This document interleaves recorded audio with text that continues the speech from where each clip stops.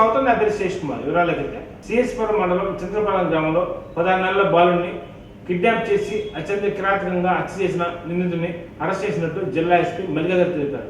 స్థానిక జిల్లా ఎస్పీ కార్యాలయంలో మీడియా సమావేశంలో పాల్గొని మాట్లాడారు. ఈ కార్యక్రమంలో additional SP Sridhar, Kanigiri SDBO Ramaraju, Pamuru CI K Srinivasarao, Kanigiri CI Ramakrishnareddy సిబ్బంది పాల్గొన్నారు.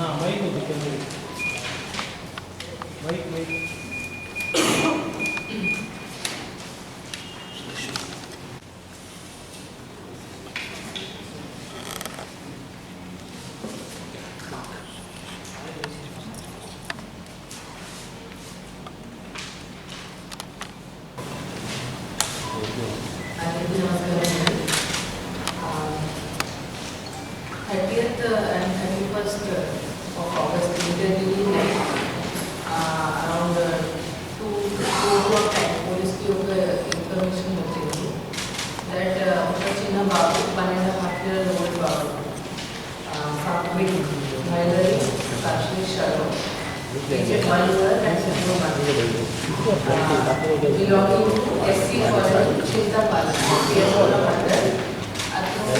బయటే వాళ్ళ గ్రాండ్ మదర్ అండ్ అమ్మ పడుతున్నప్పుడు సడన్గా మిస్సింగ్ అయ్యారు. సో అది ఇన్ఫర్మేషన్ మాకు వచ్చినప్పుడు పోలీస్ కూడా అక్కడ రీచ్ అయింది 9 అండ్ విలేజర్స్తో పాటు ఇనిషియల్ సర్చ్ చేయడం జరిగింది. That maybe some wild animal తీసుకుని వెళ్ళొచ్చు ఆర్ ఎక్కడ పడిపోవచ్చు ఇలాంటివి జరిగింది. సో చాలా రోజుల తర్వాత కూడా మనకి ఏం న్యూస్ రాదు. అప్పుడు ఇమీడియట్లీ మన డిఫరెంట్ యాంగిల్స్ కూడా ఇన్వెస్టిగేషన్ చేయడం స్టార్ట్ చేసాము. ఫర్ ఎగ్జాంపుల్ ఒకటి ఈ సీసీటీవీ కెమెరాస్ కోసం అప్లై చేయడం జరిగింది. ఒక టీమ్కి పాస్ట్ కిడ్నాపింగ్ ఆఫెన్సెస్ ఎక్కడ జరిగినాయి దాని మీద ఫోకస్ చేయడం జరిగింది. ఇంకా స్ట్రేంజర్స్ ఆ ఏరియాలో ఎవరు తిరుగుతున్నారు దాని మీద అక్కడ local villagers and family members ఎన్ని ఇష్యూస్ ఉన్నాయా వాళ్ళ మధ్య దాని మీద ఇలాంటి మనం ఆల్ ఓవర్ ద డిస్ట్రిక్ట్ నుంచి మన బెస్ట్ ఆఫీసర్స్ తీసుకుని అక్కడ డిప్లాయ్ చేయడం జరిగింది. సో మన అడిషనల్ ఎస్పీ క్రైమ్ ఆధ్వర్యంలో DSP Kanigiri plus CI Pamuru, CI Kanigiri, CI Visakhapatnam and other officers like SI, Sub-Division, SI Interview, all police, all officers, best officers की మనం involve చేసి మనం ఇది స్టార్ట్ చేసాము. డిఫరెంట్ యాంగిల్స్లో చూడడానికి ఈ బేబీ బాయ్ దొరకచ్చు. సో ఇలాంటి చేసిన ఇన్వెస్టిగేషన్ చేసినప్పుడు మాకు మొన్న ఏంటి ఒక 200 meters from the house of the deceased boy, my mother నుంచి 200 meters దూరంలో ఒక ఫీల్డ్లో చాలా హిల్ స్టాచ్యూ ఆ బాబు బాడీ రికవర్ అయింది మొత్తానికి. అది అయిన తర్వాత అప్పుడు మనం కిడ్నాపింగ్ అండ్ వదిలేసి ఆ లోకల్ ఇష్యూ మీద ఫోకస్ చేయడం స్టార్ట్ చేశాము. సో అక్కడ కొన్ని సస్పెక్ట్స్ మనం చూస్ చేసాము who are likely to may have harm the boy. So దీనిలో భాగంగా చేసినప్పుడు అల్టిమేట్లీ మాకు ఈరోజు తెలిసింది దట్ అక్కడ ఒక పర్సన్ ఉన్నాడు, Mallari Amar, son of Devadas, 19 years old. So ఇతను కూడా అక్కడ ఆ పక్కనే ఉంటాడు, జస్ట్ 2 houses తర్వాత వాళ్ళ హౌస్ ఉంది. So is accused. ఇతను కన్ఫెస్ కూడా చేశారు. సో కన్ఫెషన్లో అతని మోటివ్ ఏముంది, motive basically some sexual interest కూడా mother of the deceased boy. So అతను కన్ఫెస్ చేశాడు that అతనికి కొన్ని డిజైర్స్ ఉన్నాయి, బట్ ఆ బాబు ఉండడం వల్ల he is not able to fulfill it. He has not expressed any desire to mother, but ఆ బాబు చూసి అతను చాలా ఇరిటేట్ అవుతాడు. అతనికి కొన్ని డ్రీమ్స్ కూడా వస్తాయి, డ్రీమ్స్లో కూడా అతను ఆ బాబు చూస్తాడు, యాజ్ ఇబ్బందిగా చూస్తాడు ఆ బాబుని. సో ఇది ఆల్మోస్ట్ 4 months నుంచి అతనికి ఇలా డ్రీమ్స్ ఉన్నాయి రీసెంట్లీ. సో ఆ రోజు night this Amar along with some friends వాళ్ళు ఒక వెడ్డింగ్ సెరమనీకి వెళ్ళారు ఒక పక్కన ఒక విలేజ్లో. 12:30 అతను బ్యాక్ వచ్చిన తర్వాత కొంతసేపు వాళ్ళ అమ్మ ఇంట్లో పడుతున్నాడు. దాని తర్వాత మళ్ళీ లేచాడు అతను. ఈ వాజ్ ఫీలింగ్ వెరీ డిస్టర్బ్. లేచిన తర్వాత ఇమీడియట్లీ అతను ఈ హౌస్కి వెళ్ళాడు. ఈ అబ్బాయి వాళ్ళ మదర్ అండ్ గ్రాండ్ మదర్తో పాటు కాట్స్లో బెరెండాలో పడుకుని ఉన్నాడు. అక్కడ అతను ఇమీడియట్లీ ఆ అబ్బాయికి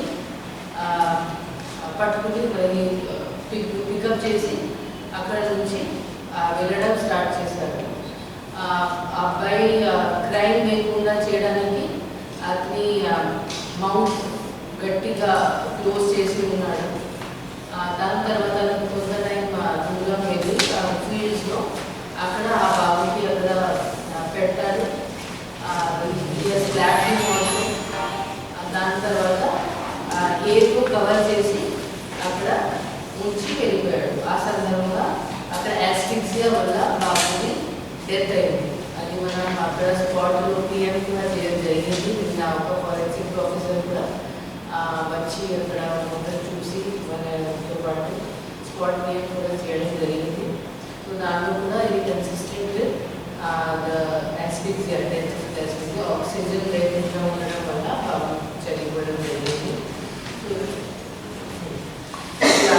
సో ఉన్నాడు అక్యూజ్డ్ పర్సన్కి కొంచెం పెట్రోల్ స్పెండ్ చేయడానికి కూడా అలవాటు ఉంది.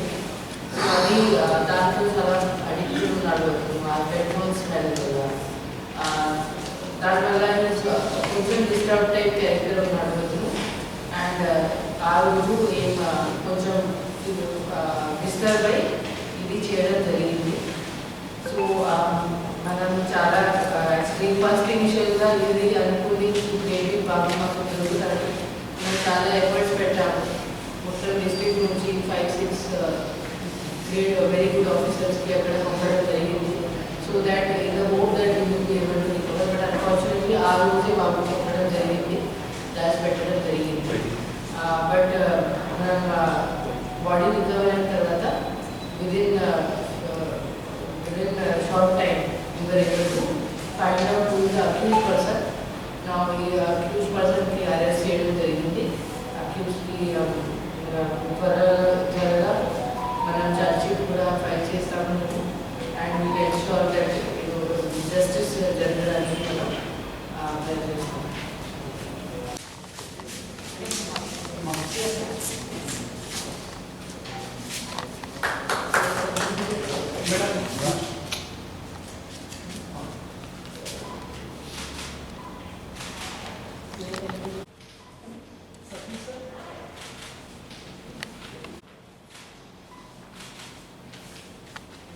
బీజేపీ ఓటా మండలం అధ్యక్షుల ఆధ్వర్యంలో ఒంగోలులోని ఎన్టీఆర్ కాలనీ, పోతురాజు కాలనీలో ఇంటింటికి తిరిగి నరేంద్ర మోడీ 9 సంవత్సరాల సుపరిపాలన అభివృద్ధి గురించి వివరించడం జరిగిందని అధ్యక్షులు మధు యాదవ్ తెలిపారు.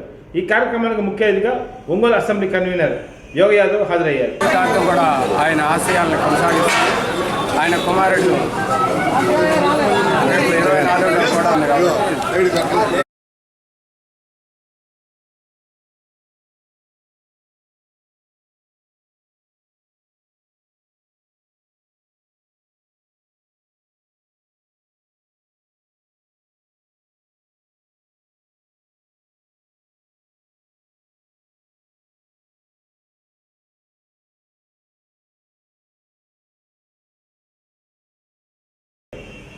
ఈ కార్యక్రమంలో గౌతమ్ వర్షం, తిరుమలరావు, ప్రసాద్, శ్రీనివాస్ యాదవ్, రవి యాదవ్, వెంకీ తదితరులు పాల్గొన్నారు.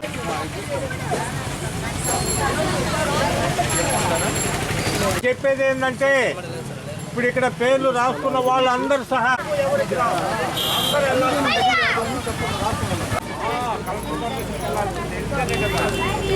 మనం పోరాడాలి.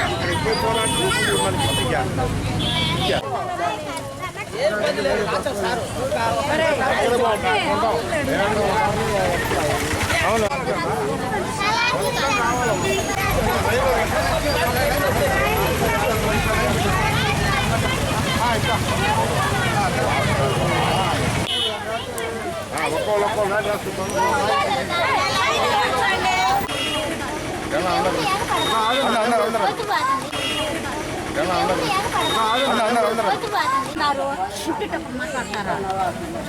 ఈ రోజున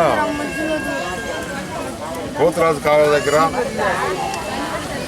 కడు పేదరికం అనిపిస్తున్నటువంటి దాదాపు కొన్ని వందల కుటుంబాలు 35 సంవత్సరాల నుంచి ఇక్కడ ఎలాంటి సౌకర్యాలు లేకుండా మరి ప్రభుత్వం ఇన్ని సంవత్సరాల నుంచి అధికారంలో ప్రభుత్వాలు ఏం చేస్తారని చెప్పి నేను ప్రశ్నిస్తున్నాను. వీళ్ళు ఎవరికి ఇక్కడ ఇల్లు లేవు, పొజిషన్లో కూడా లేరు. ఇలాంటి వ్యక్తులకి ప్రభుత్వం గమనించి వాళ్ళందరూ కూడా వేరే దగ్గర పట్టాలు ఇవ్వాల్సిన బాధ్యత ఈ ప్రభుత్వం మీద ఉంటే ఈ ప్రభుత్వం నిమ్మకు నీరెత్తినటువంటి. అంతేకాకుండా ఈ వ్యక్తులందరూ కూడా పోతురాజు కాలువ గట్టు మీద ఉన్నారంటే వాళ్ళ యొక్క జీవన విధానం ఏ విధంగా ఉండదో ఆలోచించాల.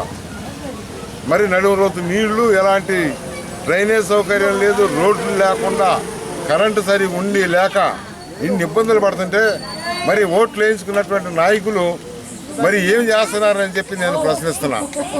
మరి అదేవిధంగా ఈ పోతురాజు కాలువను బాగు చేపియాలని గతంలో ఉప్పవారి వెంకయ్యనాయుడు గారు కేంద్ర మంత్రిగా ఉన్న టైంలోనే ఈ ఒంగోలు నగరాన్ని స్మార్ట్ సిటీగా చేసి 432 కోట్ల రూపాయల నిధులు కేటాయిస్తే ఇచ్చిన నిధులను మరి సద్వినియోగం చేయలేనటువంటి అసమర్థ ప్రభుత్వం ఏమవుతుందంటే ఈ ప్రభుత్వం అని చెప్పక తప్పదు. ఎందువల్లంటే ఈ ప్రభుత్వంలో కేవలం ఒక్క పోతురాజు కాలువ కోసమే 84 కోట్లు ఇచ్చారు. ప్రధానంగా జంగిల్ క్లియరెన్స్ కోసం, అదేవిధంగా కాంక్రీట్ కోసం, మరి సేఫ్టీ వాల్స్ కట్టమని 84 కోట్లు ఇస్తే ఈరోజు చూస్తే అక్కడ 10% కూడా పని జరగలేదంటే ఈ నిధులు మరి కేంద్ర ప్రభుత్వం ఇచ్చిన నిధులు ఎవరు జేబుల్లోకి వెళ్ళి అని చెప్పి భారతీయ జనతా పార్టీ డిమాండ్ చేస్తుంది. ఖచ్చితంగా వీటన్నిటికీ చెప్పవలసిన బాధ్యత ఈ ప్రభుత్వం మీద ఉంది. ఇప్పటికైనా ఈ ప్రభుత్వం ముద్దు నిద్ర నుంచి లేచి ఈ యొక్క పేదలకు అందరూ కూడా మరి మొన్నటి వరకు మరి ప్రభుత్వ సొమ్ము ఎంతో ఖర్చు చేసి ఎర్రజల్ల దగ్గర ప్లాట్లు అన్నారు, అవి ఉలిక్కాయని. ఇప్పుడు మళ్ళా ఇంకోసారి అగ్రహారం దగ్గర ప్లాట్లు ఇస్తామన్నారు. కనీసం వాటిల్లోనైనా సరే ఈ పేదల యొక్క గమనించి వీళ్ళందరూ కూడా పట్టాలు ఇచ్చే విధంగా ప్రభుత్వం చేయాలి.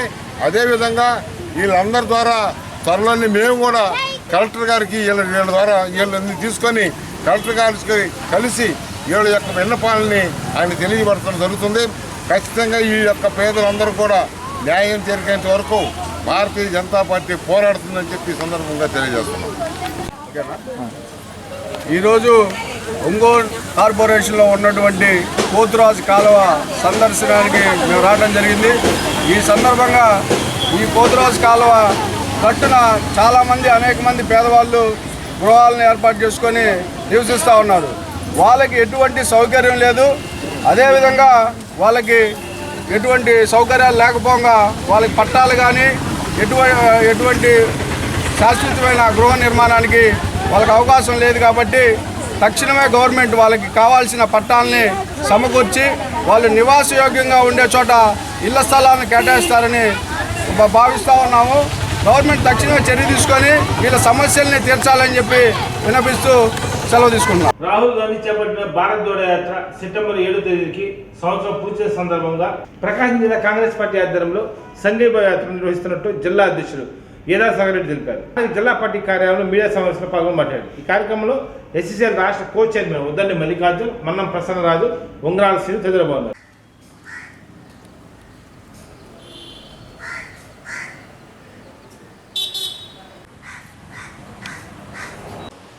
పాత పద్ధతిలో రిజిస్ట్రేషన్ లేదు.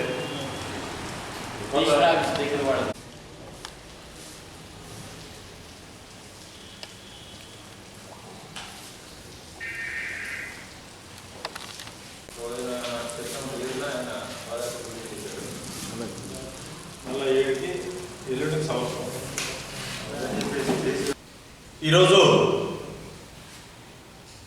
విజయవాడ కాంగ్రెస్ పార్టీ ఆఫీస్ ఆంధ్రనాథ్ భవన్లో పిసిసి అధ్యక్షులు గిడుగు రుద్రరాజు గారి ఆధ్వర్యంలో ఎగ్జిక్యూటివ్ కమిటీని ఏర్పాటు చేయడం జరిగింది సమావేశాన్ని. మరి ఈ సమావేశంలో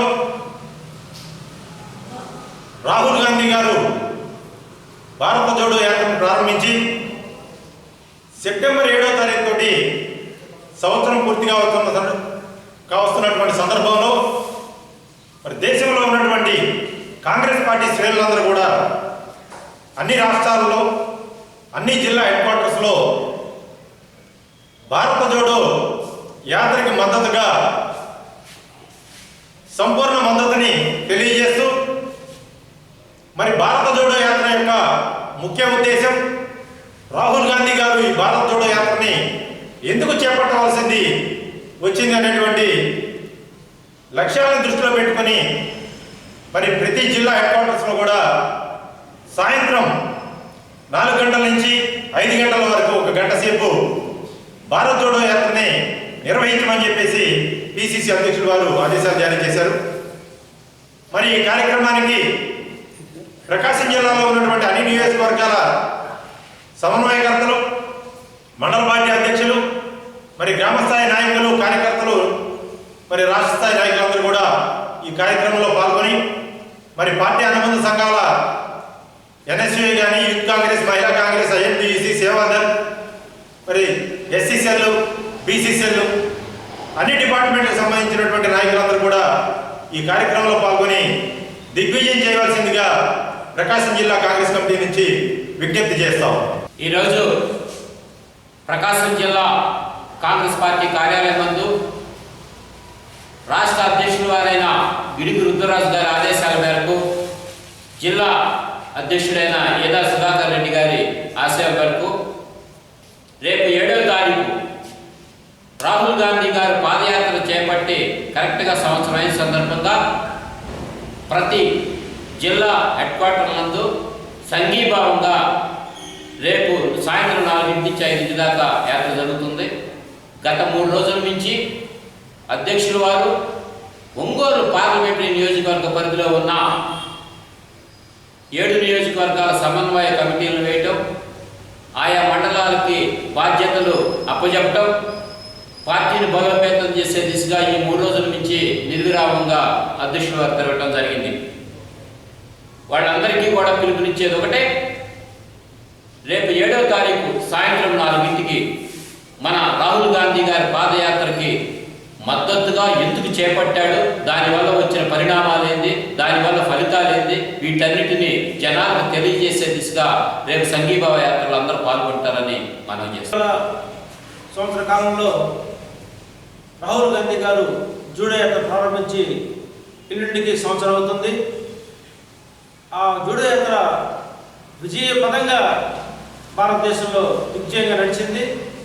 దాన్ని జ్ఞాపకం చేసుకుంటూ భారతదేశంలో కాంగ్రెస్ పార్టీ శ్రేణులందరూ, కాంగ్రెస్ పార్టీ అభిమానులు, కాంగ్రెస్ పార్టీతోటి కలిసి నడిసే ప్రతి యువకులు అందరూ కూడా ఎల్లుండి దాని విజయ పదంలో నడిపించినందుకు గాను జ్ఞాపకంగా ఎల్లుండి మన జిల్లా హెడ్ క్వార్టర్లో అన్ని జిల్లా హెడ్ క్వార్టర్స్లో పాదయాత్రని జరపడానికి నిర్ణయించారు. దీంట్లో ప్రజలందరూ భాగస్వామయ్యి జూడో యాత్రకి విజయ పదం పలికిన గుర్తుగా అందరము ప్రజల్లో మమేకమవ్వాలనే ఉద్దేశంతో ఈ యాత్రను ప్రారంభిస్తున్నాము. దీనికి అందరూ కూడా మన జిల్లాలో కాంగ్రెస్ పార్టీ వాదులు, కాంగ్రెస్ పార్టీ అభిమానులు, కాంగ్రెస్ పార్టీలో ప్రతి ఒక్కరు కాంగ్రెస్ పార్టీ సపోర్ట్ చేసిన అందరూ కూడా ఎల్లుండి ఈ కార్యక్రమంలో పాల్గొని ఈ కార్యక్రమాన్ని జయప్రదం చేయాల్సిందిగా ప్రకాశం జిల్లా కాంగ్రెస్ కమిటీ తరఫు నుంచి మేము అందరికీ విజ్ఞప్తి చేస్తూ ఉన్నాం. టీడీపీ అధినేత చంద్రబాబు నాయుడు అవినీతి బయటపెట్టి జైలుకు పంపుతామని ఎమ్మెల్సీ పోతుల శ్రీత అన్నారు.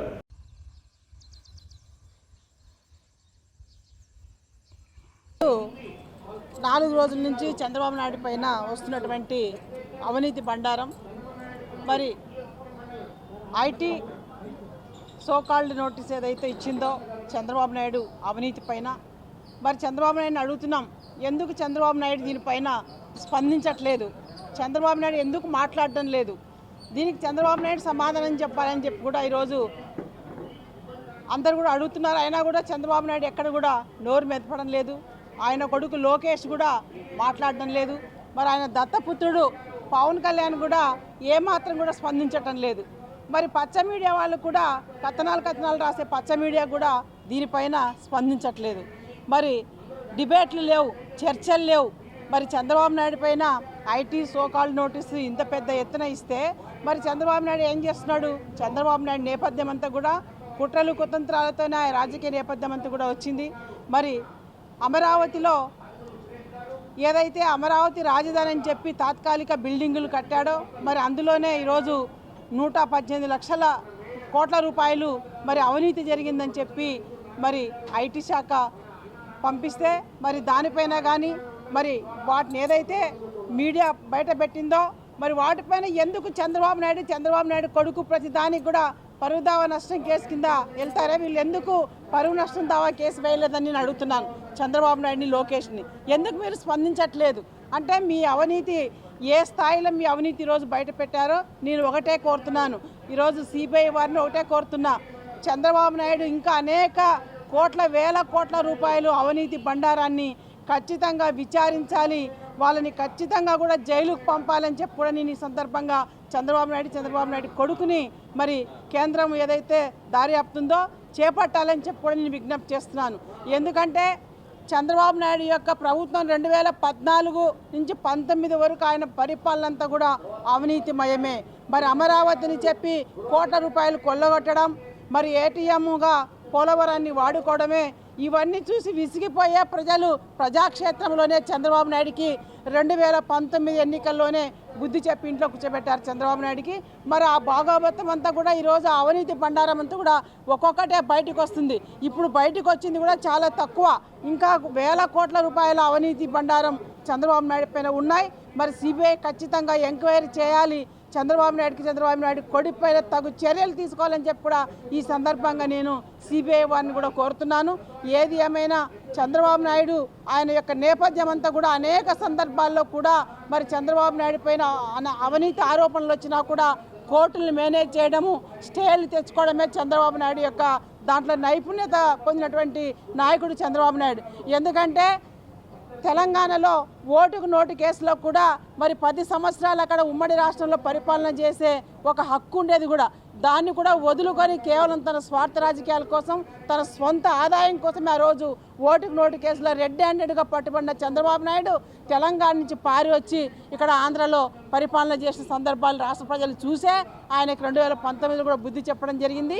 అనేక అవినీతి కేసుల్లో చంద్రబాబు నాయుడు బండారం బయట పెట్టినప్పటికీ చంద్రబాబు నాయుడు మేనేజ్ చేయడంలో దిట్ట కాబట్టే మరి దీనిపైన కూడా స్పందించకుండా ఈరోజు నోరు మెదపకుండా ఈరోజు ఈ రాష్ట్రంలో మరి అంతా కూడా మేము గ్యారెంటీ ఇస్తాం, షూరిటీ ఇస్తామని చెప్పి పర్యటనలు చేస్తే ఇది చాలా హాస్యాస్పదంగా ఉంది. చంద్రబాబు నాయుడు మీ ప్రభుత్వంలో మీరు ప్రజల కోసం ఏ ఒక్కటి కూడా ఎస్సీ ఎస్టీ బీసీ మైనార్టీ మహిళల ప్రజల కోసం ఏ ఒక్కటి కూడా చేయలేదు. అన్ని వర్గాల్ని మోసం చేసి ముంచినందుకే 2019లో మీకు రాష్ట్ర ప్రజలందరూ కూడా బుద్ధి చెప్పారు. 2024లో కూడా మీకు ఎలాంటి పుట్టగతలు ఈ రాష్ట్రంలో లేవు చంద్రబాబు నాయుడు, ఇది బాగా తెలుసుకోవాలి. మీ యొక్క అవినీతి బండారాన్ని ఈరోజు సిబిఐ కానీ మరి ఖచ్చితంగా ఎంక్వైరీ చేసి దాన్ని దర్యాప్తు చేయాలని చెప్పి కూడా ఈ సందర్భంగా నేను సిబిఐ వరకు విజ్ఞప్తి చేస్తున్నాను. చంద్రబాబు నాయుడు యొక్క నేపథ్యం అంతా కూడా కుట్రలు కుతంత్రాలు రాజకీయాలతోనే ఆయన రాజకీయ నేపథ్యం అంతా నడిచింది కాబట్టి మరి అదే తంతులోనే ఆయన పోతున్నాడు. రాష్ట్ర ప్రజలకు వాళ్ళపైన నమ్మకం లేదు కాబట్టి అనిత్యం జగనన్న ప్రభుత్వంపై బురద చల్లడం, విషం కక్కడము, విషపు రాతలు రాయించడమే అణుగబెట్టుకున్నటువంటి చంద్రబాబు నాయుడు ఖచ్చితంగా 2024లో ఈ రాష్ట్ర ప్రజలు కూడా పెద్ద ఎత్తున వాళ్ళకు బుద్ధి చెప్తారని చెప్పి కూడా ఈ సందర్భంగా రాష్ట్ర ప్రజలు కూడా వీళ్ళు చేసినటువంటి అవినీతి అక్రమాల పట్ల ప్రజలు అప్రమత్తంగా ఉండాలి. ఎందుకంటే వాళ్ళు మీడియా ద్వారానే ప్రతి ఒక్కటి కూడా మేనేజ్ చేస్తున్నారు ఈ రాష్ట్రంలో. మరి అలాంటి పచ్చ మీడియా కూడా ఈరోజు చంద్రబాబు నాయుడు, ఈ పచ్చ మీడియా, దత్తపుత్రుడు లోకేష్ వీళ్ళంతా కూడా తోడు దొంగలు కాబట్టే వీళ్ళు ఈ రాష్ట్రంలో ఏది వచ్చినా కూడా స్పందించట్లేదు అనేది రాష్ట్ర ప్రజలు తెలుసుకోవాలి. ప్రజలు మహామేధావులు. ఖచ్చితంగా 2024లో ఈ రాష్ట్రంలో ఖచ్చితంగా చంద్రబాబు నాయుడుకి 24 ప్రజలు బుద్ధి చెప్తారని చెప్పి కూడా ఈ సందర్భంగా నేను తెలియజేసుకుంటున్నాను. ఈ వార్తలకు సమర్థం. నమస్కారం.